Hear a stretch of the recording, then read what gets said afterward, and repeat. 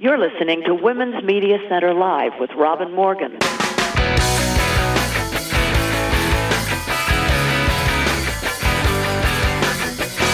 Welcome to Women's Media Center Live. I'm Robin Morgan. And be warned, my allergies are with me again today, so I may be a bit grainy and gruffy at times. Hope for the best, but prepare for the worst. That's a time-worn cliche, but it's applicable to politics as well as pretty much anything else you could adapt it to. In this case, it applies to Roe v. Wade. And if you don't know what the Supreme Court's Roe v. Wade decision was, I am a bit too stressed by its possible imminent loss to explain that, so look it up. Goodness knows that Roe was imperfect, highly so, but it was the only, in fact the best thing we could get at the time after years and years of struggle. But coming in under the privacy door of the Constitution instead of as a basic human right was, in retrospect, a grave error, and one over which we've been fighting ever since. But never has it been such a pitched battle as the present, with the entire right wing, including and especially the hypocritical religious right, which you will remember backed Trump, mobilized to undo a woman's basic human rights to reproductive choice over her own body. That this is only one aspect of the patriarchal control over female bodies makes it no less pernicious. So we have spent the last many decades trying to affirm Roe as it is, marching, signing petitions, organizing, fundraising, demonstrating, picketing, sitting in. The other side, the Friends of the Fetus, has spent that time bombing abortion clinics, murdering abortion providers, instituting draconian measures to which abortion clinics must aspire or be driven out of business, and much more.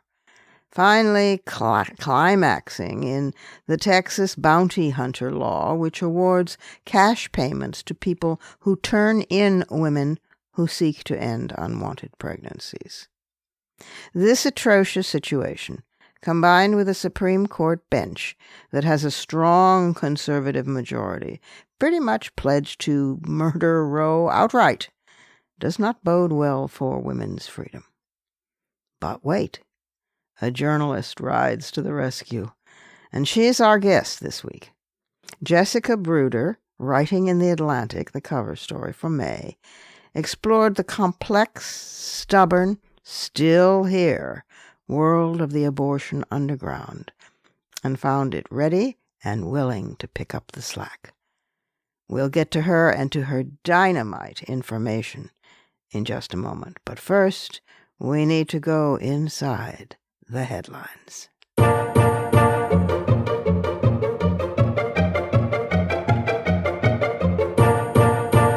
Here are the numbers.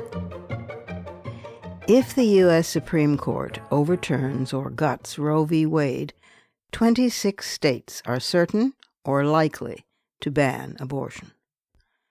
13 states, Arkansas, Idaho, Kentucky, Louisiana, Mississippi, Missouri, North Dakota, Oklahoma, South Dakota, Tennessee, Texas, Utah, and Wyoming have trigger laws that would automatically ban abortion in the first and second trimesters if the landmark case Roe v. Wade were overturned.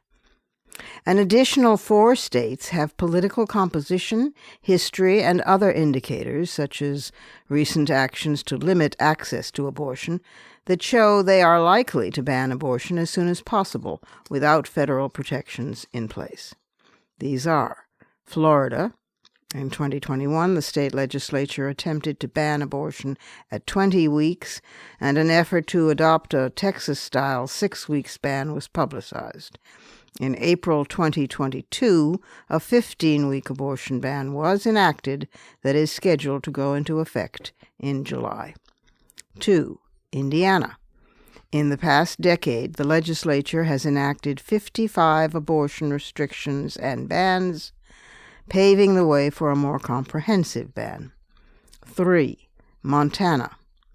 For the first time in nearly a decade, new abortion restrictions were enacted in 2021, including restrictions on medication abortion and abortion at 20 weeks of pregnancy.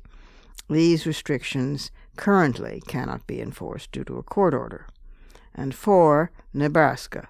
Though not one of the most prolific states on enacting abortion restrictions, it was the first to adopt a 22-week ban in 2010, and in 2020 enacted a ban on the standard method for abortion after 15 weeks. Now, beyond the 26 states certain or likely to attempt to ban abortion immediately, other states have demonstrated hostility toward abortion by adopting multiple restrictions in the past, but they are not likely to ban abortion in the near future. Notably, North Carolina has a pre-Roe abortion ban in place, but it's unclear if the state's law would be implemented quickly. However, this analysis may change in the next few years. It's also important to remember that Roe would not have to be overturned entirely to start the process of activating some trigger laws. If the court weakens or undermines existing federal constitution protections, that may be enough momentum for states to start implementing these bans. 58% of U.S. women of reproductive age, that is 40 million women, live in states hostile to abortion rights. The Guttmacher Institute, the distinguished research institute that monitors reproductive rights, has offered its latest data from which this is drawn. No racial or ethnic group made up the majority of abortion patients as of 2014, the latest data. That has been seasoned data. Overall, 39% were white, 28% black, 25% Hispanic, 6% Asian or Pacific Islander, and 3% other background. The racial and ethnic composition of patients was similar in 2008. The overwhelming majority of abortion patients in 2014 were born in the United States, 84%, while the remaining 16% were born elsewhere, and these proportions had remained stable since 2008. Of those patients born outside the United States, about half were Hispanic or Latino, 20% Asian, 16% black, and 12% white. No racial or ethnic group made up the majority of abortion patients. 39% were white, 28% were black, 25% Latino, 6% Asian Pacific Islander, and 3% some other race or ethnicity. The relative abortion rates for these two groups were proportional to the overall population of women of reproductive age in the United States and were comparable in both years. In 2014, the majority of abortion patients, 60%, were in their 20s, and the second largest age group was in their 30s, 25%. The proportion of abortion patients who were adolescents declined 32% between 2008 and 2014. 59% of abortion patients in 2014 had had at least one previous birth. 59%. The vast majority of abortion patients, 94%, identified as straight or heterosexual. 4% identified as bisexual, fewer than 1% as lesbian, gay, or homosexual, and 1% as something other. Abortion patients were less likely to have no health insurance coverage in 2014 than they did in 2008, 28% versus 34%, likely because of the Affordable Care Act. 35% of patients had Medicaid coverage, 31% had private insurance, and 3% each had either insurance through healthcare.gov or a different type of insurance. The majority of patients, 53%, paid for their abortion out of pocket. Medicaid was the second most common method of payment, used by 24% of patients. About 14% of abortion patients were married, and an additional 31% were cohabiting. A slight majority were not living with a partner in the month they became pregnant. 46% had never married, and 9% had been previously married. This is interesting. The majority of abortion patients indicated a religious affiliation. The majority. 17% identified as mainline Protestant, 13% as evangelical Protestant, and 24% as Roman Catholic, while 8% identified with some other religion. 38% of patients did not identify with any religion. The proportion of women who identified as mainline Protestant declined by 24% since 2008, whereas the proportion with no affiliation increased by 38%. The proportion identifying as Catholic decreased by 15% from the earlier survey, though this change was only marginally significant. The abortion index for Catholic women showed that their relative abortion rate was nearly the same as that for all women, 1.1%. Mainline Protestants were slightly underrepresented among abortion patients, 0.8%, but evangelical Protestants had an abortion rate that was half of the national average. Patients with no affiliation were overrepresented among abortion patients, having a relative abortion rate of 1.8. The abortion index had declined slightly for mainline Protestants and had increased slightly for those with no affiliation. And here's where the rubber meets the road. Poor women. Poor women continue to account for a disproportionate share of abortion patients, and this representation increased from 42% to 49% over the 6-year period, driven mostly by an increase in the population of women of reproductive age who are poor. The abortion index for poor women changed little, and disparities in abortion rates by income did not increase between 2008 and 2014. Still, it is now the case that 75% of abortion patients are low income, having family incomes of less than 200% of the federal poverty level. That is, 49% are living at less than the federal poverty level, and 26% are living at 100 to 200% of the poverty level. And this last, for the first time ever, United States enacted more than 100 abortion restrictions in a single year. Through early October 2021, states enacted 106 abortion restrictions, the highest number passed since Roe v. Wade was decided in 1973. And this year is also the first time that Guttmacher's count of enacted restrictions has hit triple digits. Earlier that year, the number of state abortion restrictions had already surpassed the previous record of 89 restrictions set in 2011. This is very serious, folks.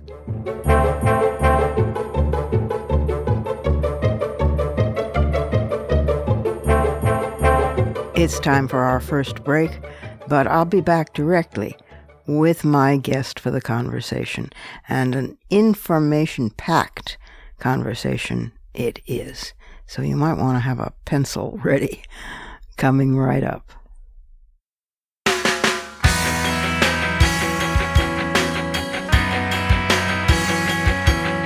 Subscribe to this program on your favorite podcast platform and leave us a review. Follow us on Twitter at WMC Live, like our Facebook page at facebook.com/WMC Live, and visit us at WMCLive.com for more information about our show and our guests.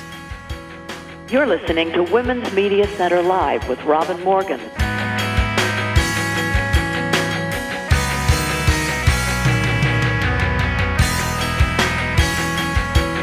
And now for the conversation.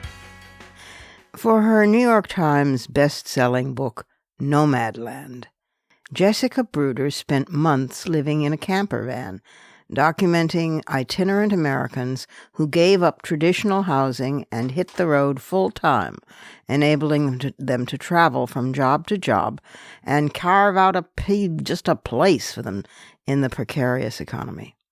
The project spanned 3 years and more than 15,000 miles of driving from coast to coast, from Mexico to the Canadian border.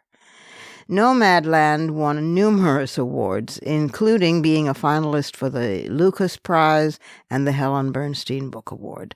The New York Times named it both a notable book and an editor's choice, and the book has been translated into 24 languages and adopted into a self-named, Oscar-winning film, Nomadland.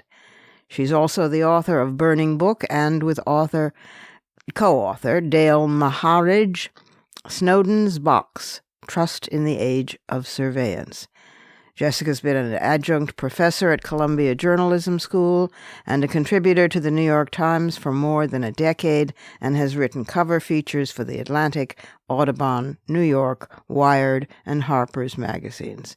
Her stories have run in The Washington Post, The Associated Press, The New York Times Magazine, The Guardian, The International Herald Tribune, The Christian Science Monitor, etc. And it is my great pleasure to welcome to the program Jessica Bruder, who lives in Brooklyn with a dog named Max, and more plants, she writes, than you can shake a stick at. A leafy stick, that is. Jessica, welcome to Women's Media Center Live. Thanks for having me, Robin. My dear, you wrote an extraordinary, wonderful piece, which is the cover story for it's the May issue, isn't it, of The Atlantic. Mm-hmm. Yeah, The Atlantic, on the abortion underground. So we're back at that in case. With the majority being what it is on the court, we're probably going to lose, likely anyway, to lose Roe. And this piece is something every woman should have in her backpack or pocket or purse. So I'm going to let you loose and talk about this remarkable journey that you had. You had one with Nomadland, which won prizes and made a movie and was great. And now this other journey, which took you into the deep roots of the underground, is very important to female people. So talk about this trip, first of all, and where it took you and how and why. Yeah. So for better or for worse, I feel like many of the moments that lead to deep stories for me are things that I read or see that strike me and make me say, what the heck? Although in more profane language, perhaps, and make me realize how little I know about the world around us, how things I think I know might need some revision. And I'm often on a quest selfishly to ameliorate my own ignorance. And I think that's what happened here a little bit in that during one of our many lockdowns, I was online and actually reading the agenda from a hackers conference. It's called Hackers on Planet Earth. And while I am not a coder, I find that when you get a lot of really smart, nerdy people together, there's often something interesting for lay people. I was jokingly calling it the Hacker Halftime Show. Like there's something in there that strikes a deep chord, even if you're not working on digital security or privacy or in one of these really important spaces that are not always accessible for people like me. Right. And that happened. So this was Hackers of Planet Earth 2020. And there was a session called Hackers in a Post-Roe versus Wade World. And I knew we'd been talking about the possibility of such a world ever since, Trump was running with a campaign promise to pack the court and overturn Roe. I know for people who've been activists forever, like Carol Downer out in Los Angeles, she never expected Roe to last as long as it did. Right. But hackers, where did this come from?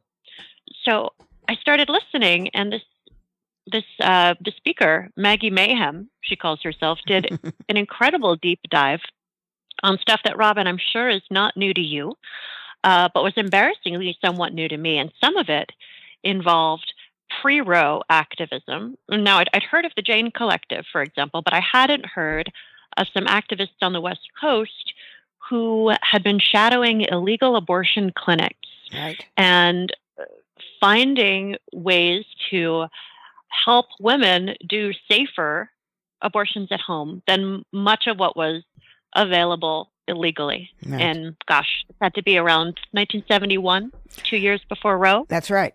That's exactly on the nose. Yeah, you're right. Yeah. So basically, there was Carol Downer, Lorraine Rothman, this group that was the abortion committee of their local chapter of the National Organization of Women. These were old And- friends, you might know. You might find out. I mean, it's amazing because Carol and Lorraine, I remember well, when their feminist women's health clinics, which was sort of plugged into their network, in Colorado, the one of them was having a special anniversary, and for that anniversary, they had a little booklet, and I wrote an introduction on women as a colonized people. Would you believe it? This is 1973, I think, and was all about how our bodies are taken from us and are mined for their natural resources, sex and children, and in the process, we're alienated from them. So unless we seize them back, we are a colonized people. And it wound up in one of the books of essays, in Going Too Far, I think. But it's amazing. Yeah, it's the same old crowd, and it's so important Same crowd. Same crowd. But you've surfaced us, thank God. Okay, go on. But not any less relevant today, right? Right. I mean, that's the thing that's supposed to be, Right. From my perspective. So I'm 43, and realizing how much I didn't know about feminist history and how relevant it all remains. Yep. In that, again, Roe could be overturned. And, Carol's 88 now, and she was telling me we didn't expect it to last that long. So Carol and Lorraine dubbed themselves the West Coast Sisters. They hit the road. They went on tour via a Greyhound bus. They hit, I believe, 23 different cities. And they were showing women a couple things. One of them was they were toting around a giant box of speculums. Yeah. And I think it said toys or something on it. And really showing women that your cervix is right there. That's right. Again, yeah, and hey, it's right there. And it's funny because I don't think I have the context for knowing that people did that. I had the image of people in the 60s and 70s with a mirror and, yay, there's my cervix. But I didn't have a sense of how this actually related to political activism, and then suddenly found it fascinating rather than, oh, here's some crunchy, interesting artifact from the past. This became just immediately relevant. And then we're also teaching women how to do what they called menstrual extraction. Yep, using the Carmen cannula, which you talk about in the piece. Yeah, which was developed by this guy, Harvey Carmen, who was basically running an illegal abortion clinic in Santa Monica. Carmen did some other things that were not so great, but when we focus on the cannula, it's kind of amazing because I don't think a lot of people realize that modern medical abortions with doctors actually use tools that came from the underground. That's right. Right. Yeah, you got including the cannula, which is a medical standard right now. This is basically a soft, plastic, flexible straw that made abortions. He called it the non-traumatic abortion. Other people went on to call them lunch hour abortions, which sounds cavalier, but the idea was that one could just take a break from the day and have a procedure done and then go about one's business through the rest of the day without being in pain. And for menstrual extraction, we know Lorraine took Carmen's version of the device and created her own. That's right. Which also had that cannula, but a mason jar with a stopper and plastic tubing and a needleless syringe to create the suction. And when I first saw this thing, I thought, this looks like a homebrew kit for beer or a 7th grade science experiment. What the heck is this? And it's amazing. I actually saw an activist in her 30s as part of my reporting. She showed me how to build one. We were on a beach on the West Coast because she had just gotten over COVID and didn't want to get me sick. So out there in the open air with the pelicans swooping around and people playing volleyball, we're sitting there learning how to build an at-home abortion kit from 1971. And I remember just thinking, what world am I in? I love it. I love it. That this is relevant now. Right. Yeah. See, I think what we thought somehow was that either this was permanent, not unlike Carol, who thought it never was going to stick around, I mean, the problem with Roe was that it came in under privacy, which was the best we could get at the time. It didn't come in under basic human rights, which if it had, we wouldn't be going through the last whatever, how many hundreds and hundreds of years, at least it feels like. So that was one problem, but we also, some of us assumed it was a done deal. We had it confirmed with Casey, and then now we could exhale, not thinking that the knowledge of options would disappear and that younger women would have no access to them. And there is the rub, and that's what your piece wonderfully addresses. Thank you. And it's funny, the knowledge of options has shrunk, right? But options have actually expanded. Yes. Because we now know, gosh, more than half of abortions are now accomplished via pharmaceuticals. That's right. And that was unthinkable in the pre-Roe era. And remarkably, many people still don't know that that's true and possible. Yeah. And frankly, approved by the FDA and the World Health Organization. Yeah. So I think what I observed also is it just seems like for a lot of activists, it's a knowledge battle right now because so many people just aren't aware that this is out there, which is amazing. Yeah. I'm sure your listeners know about abortion pills, but I've encountered so many people who don't know about them, and I didn't know enough about them when I started doing this story, frankly. And people don't know enough about their differences, and that this is more costly, that's cheaper. That you might need 2 pills.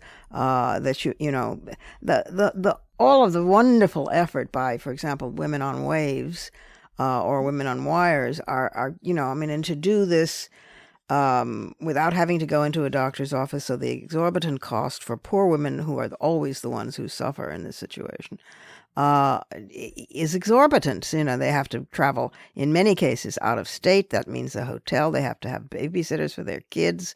Most of them are married women. They lose time at their job.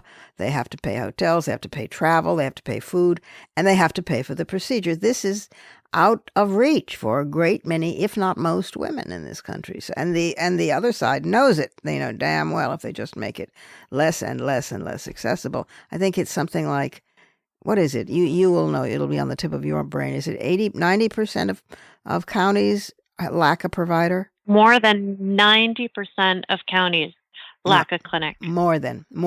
Ah, God. More than. It's amazing. Makes my teeth grind automatically.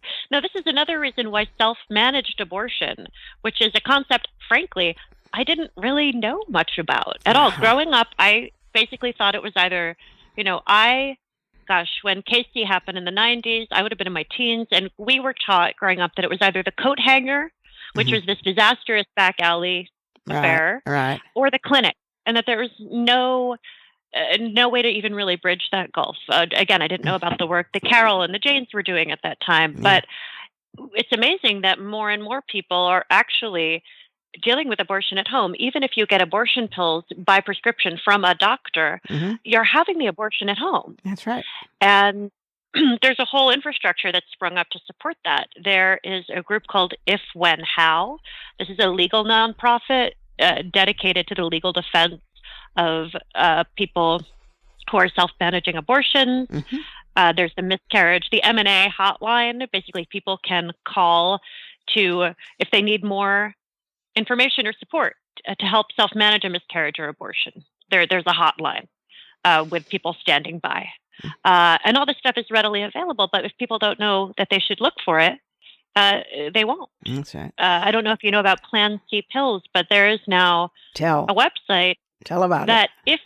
It's amazing. If you go online and you can go on there and put in what state you live in, and it shows all of the available telemedicine and other options for accessing abortion pills.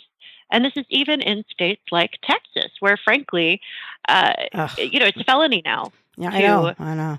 Send pills by mail in Texas. And there's a group called Aid Access. You mentioned Women on Waves, which was run by Dr. Rebecca Gompertz. Now she's doing Aid Access since 2018, and they are supplying pills to women in all 50 states via the internet, because they are outside of the U.S., so it's much harder for the U.S. to actually kind of put the kibosh on it. But what's incredible also is that they're doing something called advanced provision, which activists have talked about elsewhere in the U.S., but to the best of my knowledge, haven't gotten a lot of traction. And the idea of advanced provision is that one can order the pills to have in a kind of a break under glass scenario.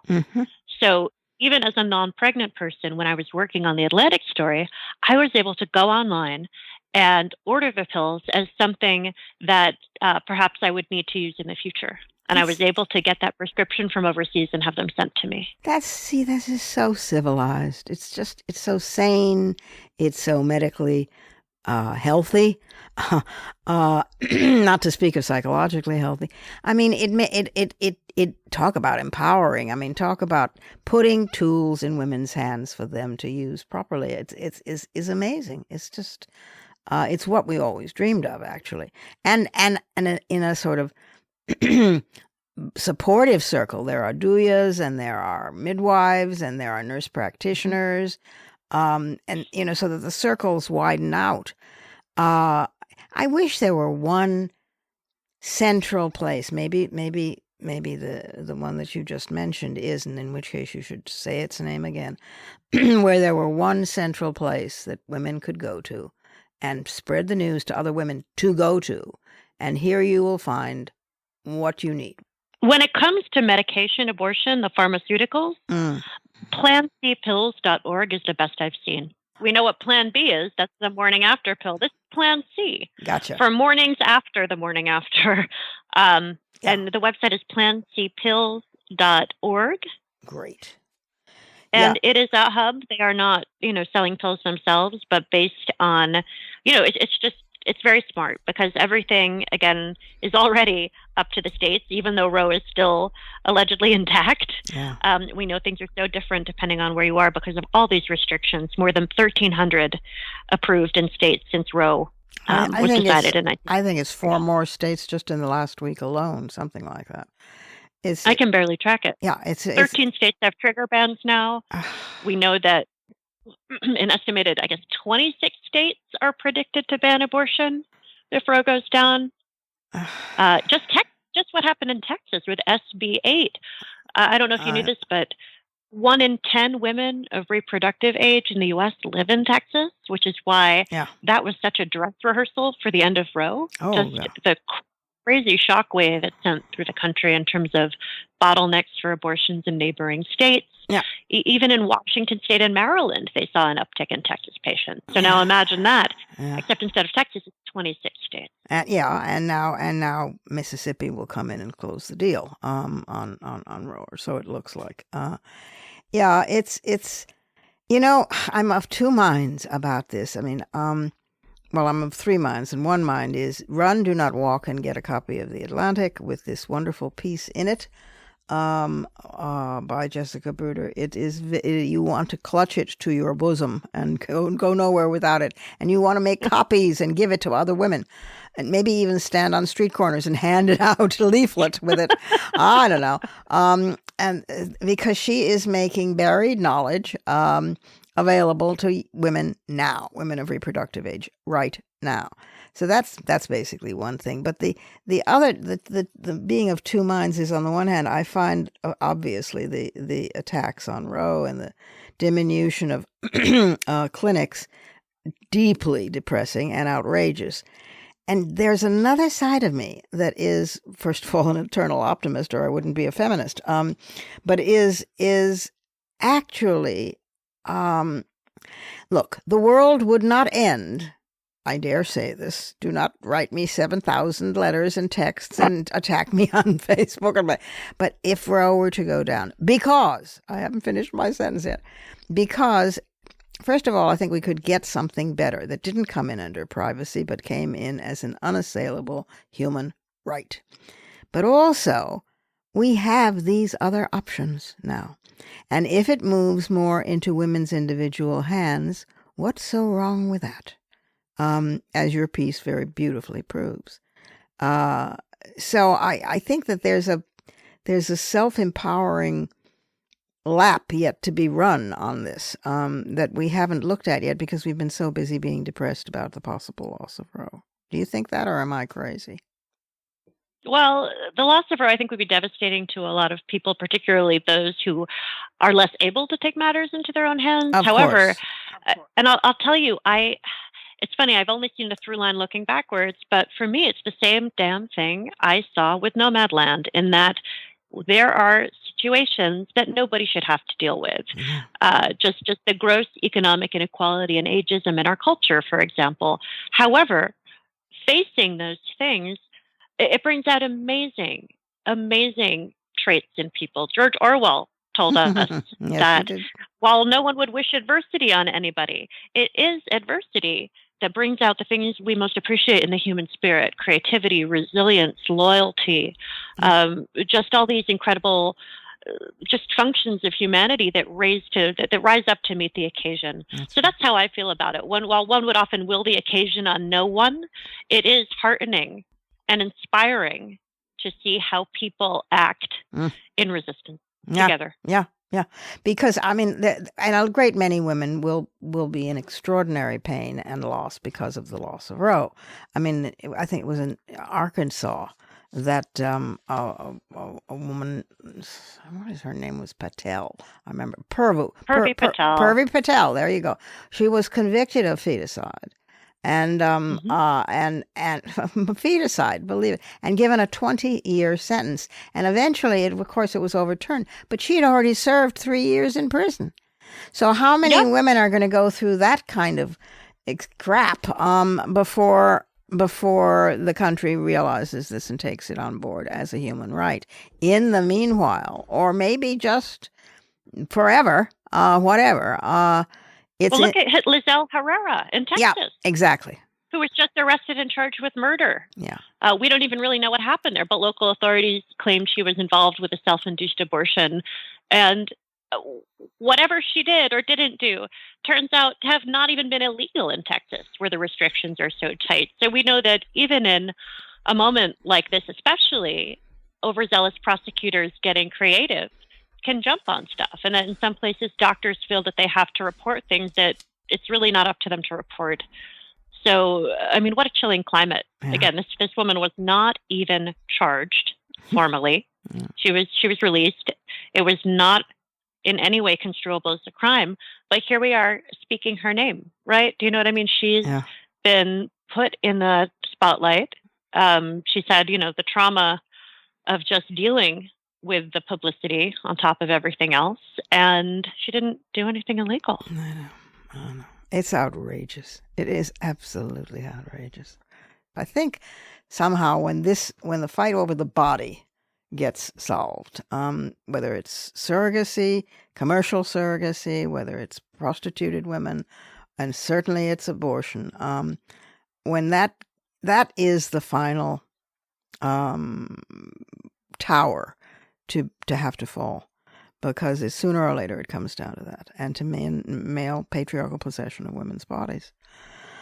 Well, you have done your part, my dear, and it's a brilliant piece. I urge people to get it. It's in the May issue of The Atlantic, and the piece is in the Abortion Underground, and it's a brilliant piece, and it has all the info in it.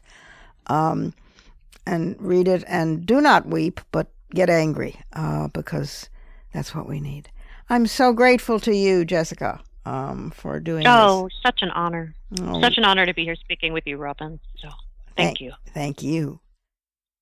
Time for one last break, and then I'll return with some fighting words.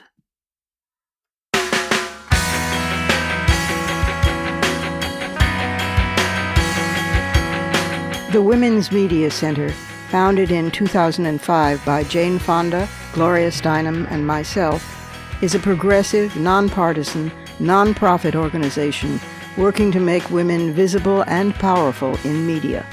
You can learn more about the WMC at womensmediacenter.com. You're listening to Women's Media Center Live with Robin Morgan.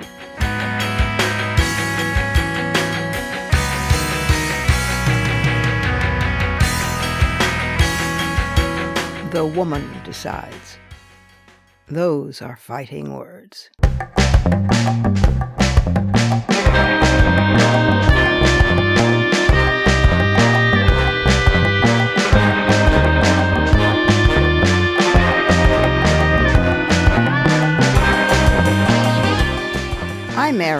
first man I ever went to bed with. How's that for antiquated morality? I was 18 years old. Well, I would marry him about 2 years later. He was 10 years older, gay, and a poet. And if that activates your curiosity, you can check out the details in my memoir, Saturday's Child. But the point is that I wanted to have sex with him, so it was intentional and even planned. I was desperately trying to lose my virginity. But it was planned in that I was menstruating at the time, and I believed old wives' tales that having your period made you unable to become pregnant. Well, boys and girls, I missed my next period. Panic.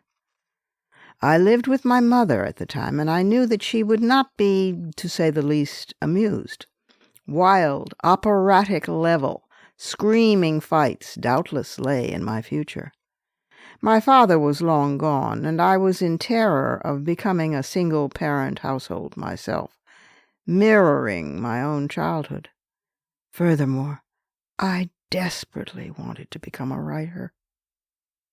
At the time, I remember I was enamored of Albert Schweitzer's writings, innocently unaware of his totally male-centric and white-centric perspectives. I was sentimentally struck by his so-called reverence for life, ignorant that it came in cream-colored patriarchal form, and oblivious to his staggeringly patronizing, infantilizing, racist attitudes toward the African peoples he supposedly served. Not that Schweitzer was particularly unusual for the time. He was a 19th century Alsatian German man, recipient of both the Nobel and the Goethe Prizes, and world-famous as a writer, theologian, missionary, physician, and, as it was termed in those days, humanitarian. Well, do please remember I was 18 years old, and doubtless looking around for father figures. In any event, the term reverence for life struck me as a complete and consummate philosophy, nor did I look too closely at its qualifiers in his writing. For example, that a reverence for life should be demonstrated in all things unless absolutely necessary. I bought the philosophy whole cloth. So when I missed my period by 1 week, and then another, and then a third, I experienced the meltdown that millions of women have gone through and go through every day, still. It was 1959, the close of the deadening 1950s, and the 3 different gynecologists that friends sent me to in New York City would not even examine me, so afraid of the law were they. Meanwhile, I certainly lost my Schweitzer adoration syndrome in a snap, and discovered that my own life was actually as worthy of reverence as any fetal tissue I might be carrying. And then, miracle of miracles, I got my period. Some psychological combination of stress relief and plain old time. Interestingly, when I finally told the erstwhile father, the gay poet who was to become my husband, and, a decade later, the father of our much-wanted and welcomed child, he was furious. "How dare you even think about aborting my child?" he thundered. "My child, my child, my child," reverberated through the room in deafening sound waves. In time, of course, he would become quite a feminist prince in his equally militant defense of a woman's right to choose, but then those were the days when a couple would come home from a demonstration, and while she wiped the tear gas from her eyes and went to make dinner, he would sprawl on the sofa with a copy of Ms. Magazine and lecture her on what it is you women should do. Anyway, I survived his outrage, and when I did become intentionally pregnant, a decade later, it was mutual joy. Ironically, when, still later, Ms. Magazine published its first "I Had an Abortion" spread, imitating the French women who had surfaced in defiance of both shame and laws, I couldn't sign it, because I actually had not had an abortion. I had just been lucky. But luck couldn't save the countless other women who died in backstreet butchered abortions in the 1940s, 1950s, and early 1960s. Only as the 60s began to percolate seriously did the nascent women's movement begin to devise alternatives, and by the 1970s a whole network was being initiated. Gutsy women. As an activist, I was one of the women who would get called for referrals to a trusted physician or nurse or midwife. I remember going out to the street to use phone booths to call people back. Online didn't exist, of course, and there were no smartphones, no email, no texting. I remember well that what we demanded in our demonstrations was that abortion should be legal, ideally free as a human right, and in any event a matter between a woman, her physician, and her husband. Gradually, very gradually, we began to drop the her husband. Now we are dropping the her physician. As terminating a pregnancy becomes more and more democratized, the question inevitably arises, why not just the woman? Is the husband pregnant? Is the physician?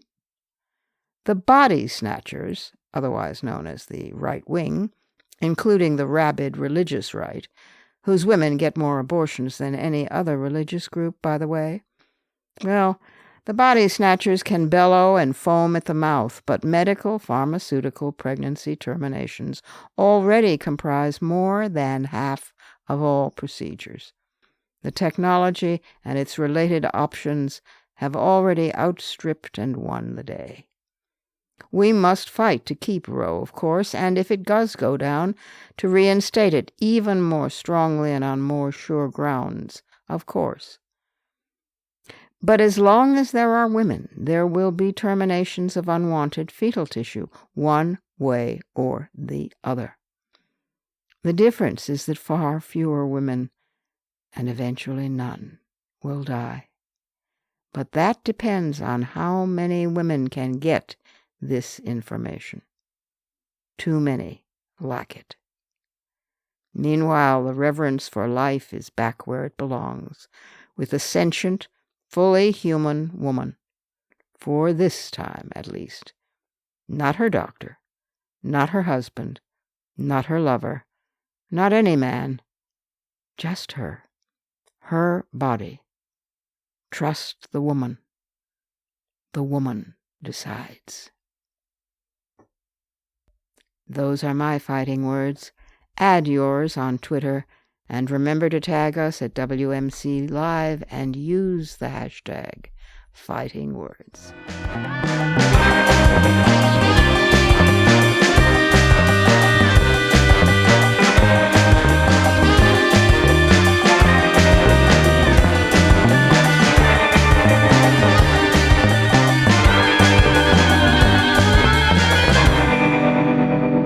And that's our show for this week.